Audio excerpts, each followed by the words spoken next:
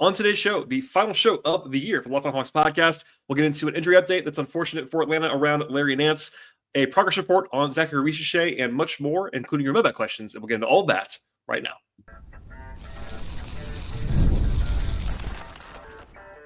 You are Locked On Hawks, your daily Atlanta Hawks podcast. Part of the Locked On Podcast Network.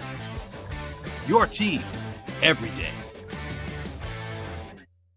Hello, friends. Welcome to episode 1877 of the Locked On Hawks podcast. I am your host, Brad Rowland, coming to you on a Monday here at the end of 2024, our final show of the year here at the Locked On Hawks podcast. And I also want to encourage you, as I always do at the top of the show, to make it your first listen each and every day here at Locked On Hawks. Check us out and subscribe to the show anywhere you get your podcasts, including Apple and Spotify. And please like the video on YouTube as well if you're watching on that platform. Tell your friends, tell your family, etc. about the podcast. I very much appreciate everyone listening and watching the show this year. Later in this podcast, I'll dig into Zaccharie Risacher, sort of a progress report on his rookie season, number one overall pick. Obviously, lots of attention paid to him, plus some mailbag questions on the show as well. But unfortunately, on this Monday evening into Tuesday, we must start with an unfortunate injury update with regard to Larry Nance Jr. So I noted on the show last night, Sunday night, that was episode 1876 in the aftermath of the Hawks' fourth straight win. And by the way, if you missed that show or anything this week, we've been covering this entire winning run from the Hawks in depth on the podcast. But last night, I noted this, but the Hawks put out a pretty cryptic injury report / release on Saturday night in standalone fashion about Larry Nance Jr. and a hand injury that he suffered in the win on Saturday. No details at that point in time at all. I was trying to be logical on the show last night and just say, like, look, like usually when something like that is released in cryptic fashion from the team, it's not often good news. And this time around, it was not good news on Larry Nance Jr. So on Monday afternoon, the Hawks gave some more details on this, and Nance has a fractured fourth metacarpal bone in his right shooting hand. He'll have surgery on Thursday to repair that fracture, and that's kind of the first step from there. Now, what's the fallout with this? It's going to be a while for Larry Nance Jr. He's going to be out for. So the Hawks are saying right now, officially, quote, the timeline for return will be provided following surgery, end quote. So we're kind of left without any definitive timeline there, but logically, this is not a day-to-day injury. When you have surgery on your shooting hand, that's going to be out for a little bit of time.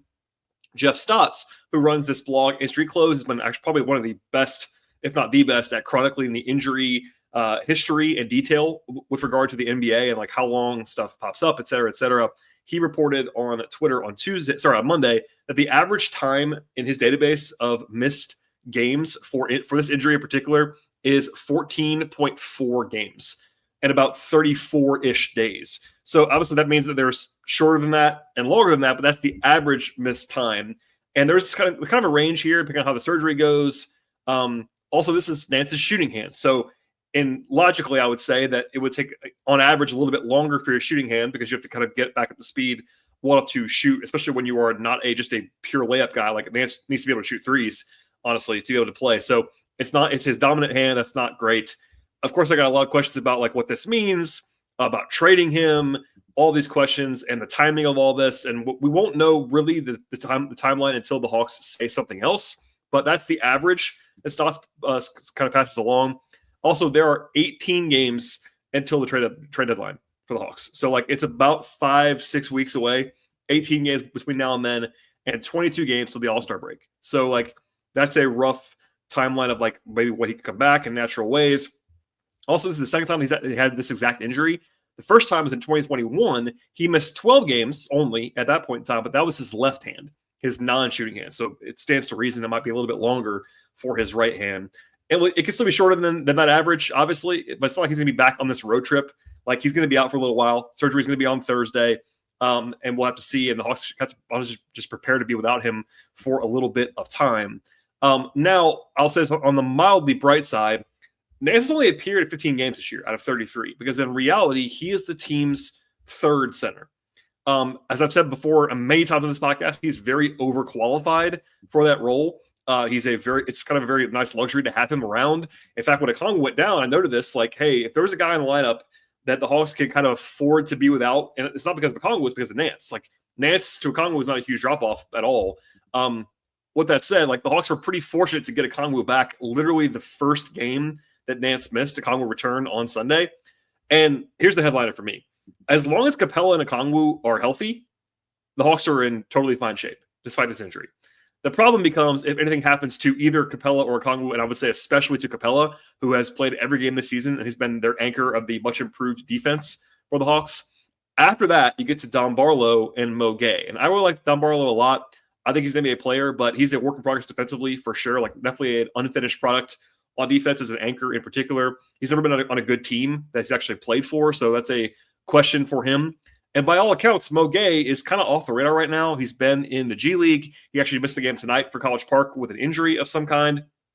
And people I talked to that were both in scouts and media in Orlando for the G League Showcase were not impressed by Mo Gay at all. I think it's pretty clear with the way the Hawks have handled things, with their guys being active and called up, etc., that Barlow is ahead of Gay.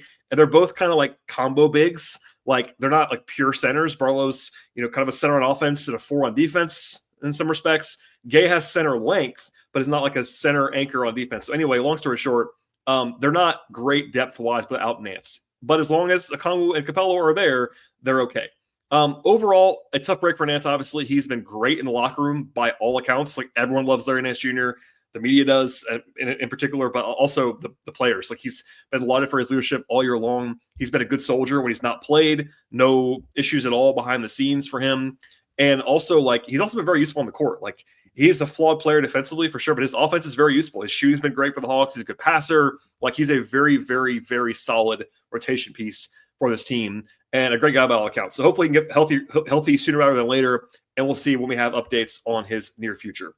Last thing on this topic, kind of related to the bigs with the Hawks, is that it brings us to kind of a quick Cody Zeller note, because I usually got the influx of questions that I always get about Zeller whenever anything happens injury-wise.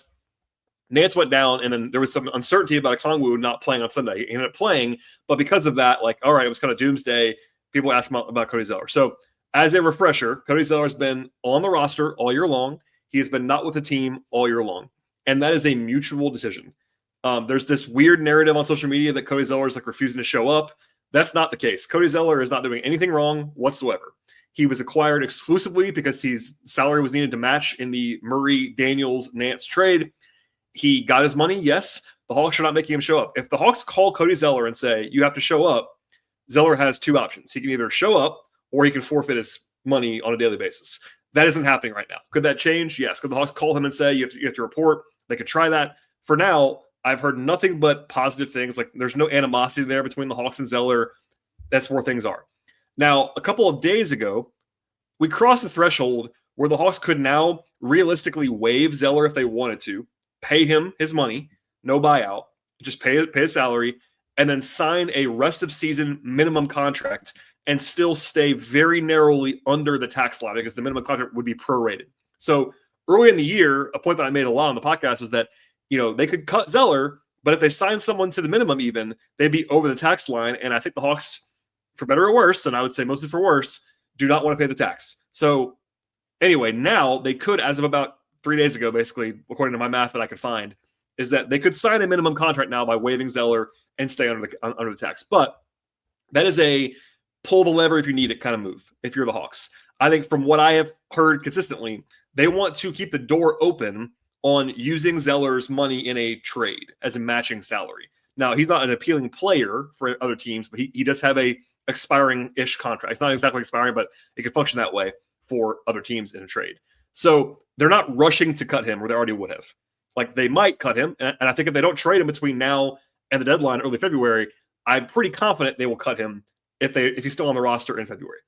In the meantime, he's still on the team. They could trade him, but we'll see how this goes. Like, I don't think it's urgent yet. What I will say is if you get another injury or two, then it becomes more urgent. Whether you because also one of the things is more of a shorter topic, but it takes a lot of effort and preparedness to be ready to go in the NBA. Like, the Hawks could not call Cody Zeller today and say, Cody, come play, and have him be ready to go at an NBA level anytime soon. Like, no training camp. I'm sure he's in relative shape. He's a professional athlete, but like, that's not the same thing. So anyway, that's not a level that can pull either. So long story short, the Nance thing is brutal. If they're healthy-ish elsewhere, they'll be okay. Hopefully he's back in the next 4 weeks, something like that, 5 weeks, something like that. We'll keep an eye on that. And the Zeller thing hasn't changed, but the Hawks could, if they wanted to, move on from him in the near future. I think that roster spot will be cycled in at some point in time, and we'll hold on for there. So that's where we are right now. That's the unfortunate update. I was waiting to see what would happen for the Hawks on Monday with Nance, and they did provide that update. So wanted to always get that out there. It's not great news, obviously, but of the guys that I think are the firm rotation pieces for this Hawks team, Nance is probably the single most expendable player out of the top 10 right now, given that Buffkin's already out for the season. The other guys that are ahead of him, like Nance is a good player, but he's kind of the break-even point, I would say, and we'll see about the rest of the roster. Okay, more to come on the podcast, including some mailbag questions and one about Zaccharie Risacher and his maiden voyage in the NBA to date. We'll get into that and much more in just one moment. Today's show is brought to you by Rocket RX. If you're ready to boost your confidence and take control in the bedroom, Rocket RX has the solution for you. Imagine feeling more prepared and performing at your best. Rocket RX makes it simple and stress-free for you. Rocket RX offers FDA-approved treatment for erectile dysfunction at a lower cost than branded alternatives. No more uncomfortable doctor visits or pharmacy trips. Everything's delivered straight to your door in discreet and plain packaging. With Rocket RX, you get trusted care from a real U.S. clinical team. Complete a quick and 100% online consultation. You can actually get your free prescription today. Visit rocketrx.com to get started right now. It takes only 2 minutes. Right now, our listeners can also get 40% off your first order when you use the promo code LOCKEDONNBA. That is rocketrx.com. Use that code. It's LOCKEDONNBA. 40% off your first order. One more time, it's rocketrx.com, and that code is LOCKEDONNBA for 40% off your first order. Terms and conditions apply. Rocket RX, better sex made simple. All right, so the rest of the show will be kind of framed around your mailbag questions. Some big topics here to get to, including one about Zaccharie Risacher. So a question from Daeqwon, listener to the podcast. Thank you for your questions. And by the way, if you want to send a question in, it's not necessarily always a formal process. Like just send it in on Twitter, either at BT Rowland, my personal account, or at Locked On Hawks. You can also email the show at lockedonhawks@gmail.com. Also, you can send in stuff to me at Blue Sky, which is at BT Rowland. And I'm also at patreon.com/BT Rowland if you want to send questions and messages there. Anyway, question from Declan, who says, can you talk about Zaccharie Risacher's rookie season so far on a future podcast? People in my circle are split on whether he's a total bust or whether he's playing fine for a rookie, and I wasn't sure quite where he falls. So I'll get into this with more detail, but to be very plain about one part of this, no, he is not a bust after 33 games. That's an insane thing to say, and I've seen it a lot in my mentions too. Like, I'm sure some of it's maybe tongue-in-cheek, but no, it's absolutely nuts to say that about anyone. Even if Risacher was the worst player in the league right now. And to be very clear, he is not, or anything close to that. But even if he was, you are not a bust in 33 games. Like, it's not possible to be a bust in 33 games, basically, unless you're trying to light the world on fire. And he's not doing it. He's obviously not doing that. So it's very silly, and he's not been that bad by any means. Now, with that out of the way, I think a lot of the angst that I have seen about Risacher is very simple, and it's an issue with expectations. And they were out of touch. So I tried my best this summer on the podcast to basically just tell everyone that no matter who the Hawks drafted at number 1 overall, no matter who the player was, whether it was Risacher or Alex Sarr or Steph Castle or Reed Shepherd or Donovan Clingan, whichever guy you wanted in the draft, it was not a prospect that was a traditional number 1 overall pick. That's a line that I said a lot this summer. I meant it then. I mean it now. The entire league agrees with me. Like, that was a bad top of the draft. Like, the depth of the draft last year was fine, honestly. It was the top that was brutal. And that was the case when the Hawks won the lottery. And obviously still wanted to win the lottery, but you were not getting a traditional number 1 overall pick. Like, this is not a knock on Risacher, who I still like a lot and can be very good. But as a prospect at his age in the draft, he's not Wemby. He's not Paolo or Cade. He's not Anthony Edwards, even though I wasn't quite as hot as some people were. Ant was a better prospect than Risacher. He wasn't Zion coming out of the draft. Those are the last 5 picks at number 1 overall in that order: Wemby, Paolo, Cade, Edwards, and Zion. He was not any of those guys as prospects. Before that, it was DeAndre Ayton, but even then, in that class, number 1, Ayton was a better prospect than Risacher, and Luka was the number 1 pretty clearly for me and most people. He just didn't get picked there, and he's not Luka either. So long story short, I understand that falls on deaf ears for a lot of people, and that's okay. Like, I get it. Not everyone's as nuanced. It's not about, like, people don't have to be plugged in the same way. People are different fans. It is what it is. But the big thing right now with Risacher is that it's an expectations game. That's my broader point, generally speaking. And when I see people criticize Risacher or be mad about him or yell about him in my mentions or on whatever platform, it's always referenced with him being the number one overall pick. It's always because of that. And that implies to me comparisons to previous guys drafted there. And I get it. It's a very natural thing, but he's just not those guys. Could he be awesome in the future? Yes. That's still very much on the table, but he's not that kind of prospect in some ways. It comes with the territory. I get that. I'm sure he does too. He's a pretty, polished, mature guy for being 19 years old. Like, I think he kind of gets it, and the Hawks get it too. But again, look around the league. There's no one at the top of this class that's lighting the world on fire even now. I would honestly understand the angst a lot more. Even if I would still not love it at all. I would get it more if there was a player right behind Risacher that was lighting the world on fire. So, like, the number one comparison here that I will always make is Marvin Williams. So Marvin Williams had a great career. Marvin Williams was a 15-year NBA pro. And basically, if you look at it, and this is one of my hobby horses, but number 2 overall picks all time, Marvin's like right in the middle. He's like an average number 2 overall pick, which might sound crazy, but I promise you it's true. The issue with that was that everyone in the world, including me at my late high school, early college age, pointed out that the Hawks had no point guard, and a Hall of Famer went right after him in Chris Paul. That made life miserable for Billy Knight and Marvin Williams in that case. Long story short, there's not Chris Paul in this draft behind Risacher, at least not right now. Alex Sarr has not been good so far. Obviously, there's a whole news cycle about him not wanting to go to Atlanta. That kind of maybe crossed him off to some degree in Atlanta. But even with that, it was silly that people thought he was like the clear number 1 guy in his own tier. Like, he was never that. I like Sarr as a prospect. I think he can still be good, especially on defense, but he's not been good at all so far. Reed Shepherd's been a total non-factor in Houston. Steph Castle's been fine, nice flashes, but he's not been anything special at all. He's not been efficient, et cetera, et cetera. Ron Holland has some flashes, but he's only playing like a bit role in Detroit.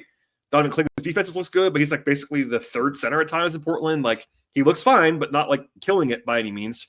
The best rookie so far has been Jared McCain, who the Hawks were never going to take number 1 overall, nor should they have. He's hurt right now and was only playing a big role because Maxey was out in Philadelphia. Like, I'll stop going on and on about this, but like, there is no rookie that's like causing the angst right now for Risacher. So overall, I would say take a deep breath, generally speaking, on Risacher, who I think has played fine. Like, he's not lighting the world on fire by any means, but I think he's generally been fine through 33 games. He's been healthy, which very much helps. And look, I'm not going to tell you that he's been good on offense, because he hasn't. There's been nights where he has been. The Knicks game where he had the big shooting night, like, he's had some nice games on offense, but he's defended at a level that you do not often see from a 19-year-old wing in his rookie season. He's also been a rotation player on a team that is currently, as I speak to you right now, 5th in the Eastern Conference. He's playing every night in a big role, and that is not normal for a number 1 overall pick. Most of the time, a number 1 overall pick is either going to be on a very bad team, or they're going to be such a freak prospect like Tim Duncan or something like that, where they make their team good. But like, usually a team like the Hawks, who has actual talent, isn't drafted number 1 overall. They had to get lucky to win the lottery, all that stuff. So he's playing a role. And here's some numbers for you quickly. He is 6th in the league in scoring among rookies at about 11 points per game. Rock solid, right? Nothing crazy. He's within 0.6 points per game of every rookie other than McCain, who is hurt and has been playing really well, but he's the only guy that's averaging more than 11.5 points per game in the rookie class is Jared McCain in a small sample size. Risacher actually has the most total steals of any rookie. He's tied in steals per game with Steph Castle. He's actually 6th in blocks among rookies, behind 4 centers and a power forward. He's the only non-big on that list. He's tied for 7th among rookies in estimated wins by EPM. EPM is my favorite of the catch-all metrics. It's not gospel, but I think it's pretty good, generally speaking. But the only guy who's ahead of Risacher, who is not an old rookie, is McCain. Everybody else is ahead of him is all these guys who are playing pretty well, like your Zach Edey's or Jalen Wills, multi-year college players, which makes sense because they're older and more mature and more like low-ceiling, high floor-ish kind of players. And look, Rookie of the Year doesn't matter that much, but right now, the 2 leading candidates for Rookie of the Year by the betting odds are Zach Edey, a 4-year college player, and Yves Missi, who's actually playing really well. Edey was the 2-time college player of the year. Obviously a big-time player, not a huge prospect, but certainly one is capable. Missi's playing very well, but he's getting basically all he can eat on a team that is somehow 5-27 in New Orleans. I like Missi, but still. After that, in the Rookie of the Year odds, you get to like Steph Castle and Alex Sarr, Jalen Wells, who's playing a role on a good Memphis team, but certainly in a small role, generally speaking. And Risacher is not out of the race. I don't think he's going to win Rookie of the Year, but he certainly is not out of it at this point in time. And a lot of the focus on Risacher has been his shooting efficiency has not been good. And I will not argue with that. He's not made enough shots. He knows it. The team knows it, etc. But here's the thing. He has a higher true shooting percentage right now than Steph Castle and Alex Sarr. And Alex Sarr is a center. Like, the baseline at center should be much higher in efficiency, and he's actually worse than Risacher as a scorer right now. Castle's flash has been fine, but like I've seen some grumbling about him, generally speaking. And like Sarr has, there's still I think a brand of Hawks fan that wants Sarr still or wanted Sarr or whatever. Flashes are there, but he's not been a good offensive player. So anyway, again, one more time, Sarr's been actually, according to EPM, one of the 10 worst players in the league this year. Kind of tough. And Risacher is younger than Misi. He's younger than Jalen Wells. He's younger than Edey. He's younger than Castle. Like, it is what it is. Overall, Risacher may not have been the right pick. That was the case in June. It was the case in July. It's the case now in December. He may not have been the right pick, but he also may have been the right pick. We don't know. That's the big answer. I didn't know then. Neither did you. I promise you that. By the way, the Hawks didn't know. The Hawks like Risacher for obvious reasons. He's that player that scales. They knew this draft wasn't great. They knew that. They said it as much in some certain ways on record, etc.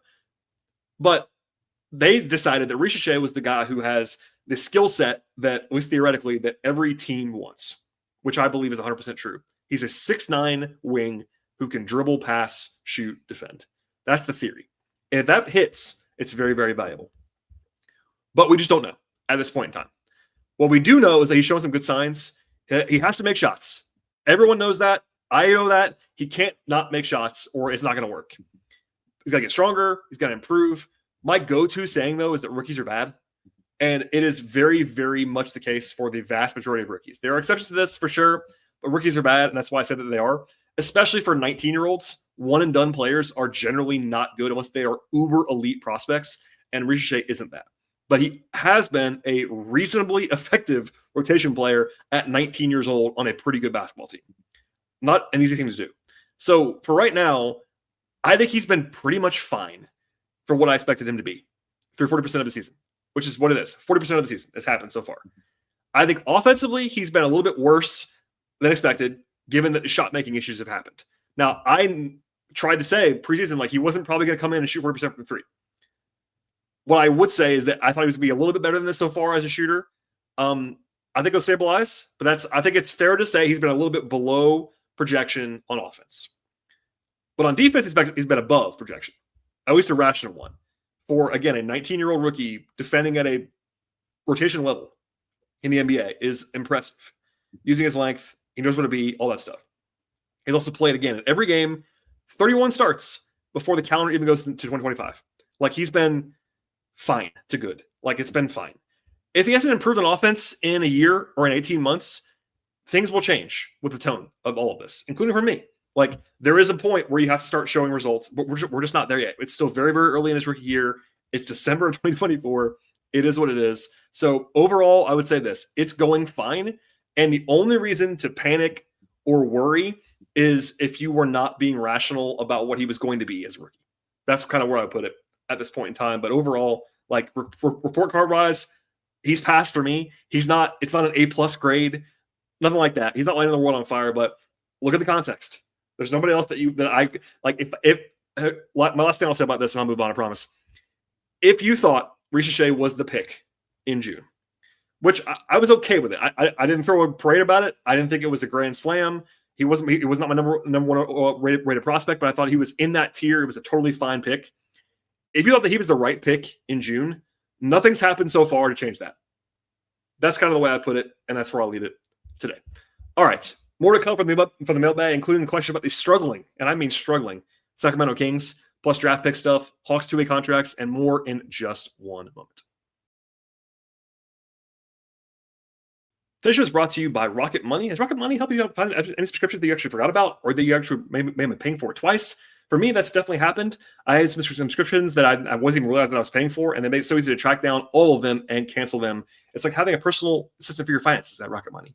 It's a personal finance app, helps you finance your unwanted subscriptions, monitor your spending, it helps you help lower your bills so you can actually grow your savings. It brings everything together in one place, whether it's subscriptions or spending habits or even the goals that you want to hit this year. Rocket Money has over 5 million users. They save over a total of $500 million in cancel subscriptions, with members saving up to $740 per year when using all of the app's premium features. They have this awesome goals feature, and because of that, I've actually been able to set aside money automatically for my future. No more stressing about budgeting every single month. You can cancel your unwanted subscriptions and reach your financial goals faster with Rocket Money right now. Go to rocketmoney.com/lockedon and do it right now today. That is rocketmoney.com/lockedon. One more time, the place to go is rocketmoney.com/lockedon. All right, question from Wade, who says, the Kings are killing us. Is there any hope about that draft pick? Losing to the Lakers 3 times in a row is gross. So I'll be brief on this, but yes, the Kings and Lakers picks have not gone great in recent days. As you might look through the question, it's been rough. I am recording this actually during the Kings game against Dallas on Monday evening, so keep that in mind. I don't have that result, but prior to that, the Kings are on a losing streak of 6 games in a row. And 3 of those losses were absolutely like agonizing and close and brutal. Also, 3 of those losses were to the Lakers, which is not what the Hawks wanted because they're, of course, rooting against the Lakers because they have their own pick this year. There is some nuance here in not wanting the Kings to have been too good this year. You didn't want the Kings to be like the top 3 seed, but we know that Lakers wins are bad for the Hawks. So that isn't great. And the Kings being bad is not good for the Hawks either. So going into tonight on Monday, the Kings are 13-19, and they have the 8th pick in the draft right now. As a reminder, the Kings only get the pick from Sacramento if it's 13, 14, 15, or higher, etc. And on the bright side, they're only 3 games out of the play-in, so like the Kings are still alive, like they're not dead and buried. But they also fired their coach this week. There are rumblings about De'Aaron Fox wanting out in some respects, so it's a total mess. This is not the last season the Hawks have a chance at the pick, though. It does roll over to next year if they don't get it, but it's not great. And the downside scenario of getting only 2 second-round picks from that trade for Kevin Huerter is looking to be more and more likely. I'm not saying we're there yet, but it's certainly more likely than it's ever been at this moment because the Kings are not playing well. So the Hawks have to kind of root for the Kings to right the ship and avoid a real rebuild. We'll see on that. On the Lakers side, they're playing really well right now. The Hawks would currently get the 21st pick in the draft from the Lakers, which isn't a total disaster, but not ideal right now. They also do have a negative net rating. So honestly, I think they are not as good as their record, which is 18-13 right now. That's encouraging. They made a trade to get Dorian Finney-Smith this week from the Nets for D'Angelo Russell and some second-round picks. That's a trade that this is not a Lakers podcast, but I think it was a weird trade. Like for me, it made them better, but not in a way that's like made sense. If that makes sense, like they made them better, but they actually gave up a chip that could have used for someone else and 3 second-round picks to get like they got better for sure, but in my opinion anyway, but not like a home run or something like that. So the downside risk for the Lakers is the same as it's always been. Is that AD and LeBron have been healthy, and if they're not, things crumble for the Lakers. But you're not rooting for injuries or whatever like that. But I think the Lakers are just kind of like okay, they're not a great team, but hopefully the Hawks, if you're the Hawks, you're rooting for the Lakers to lose games. So we'll see.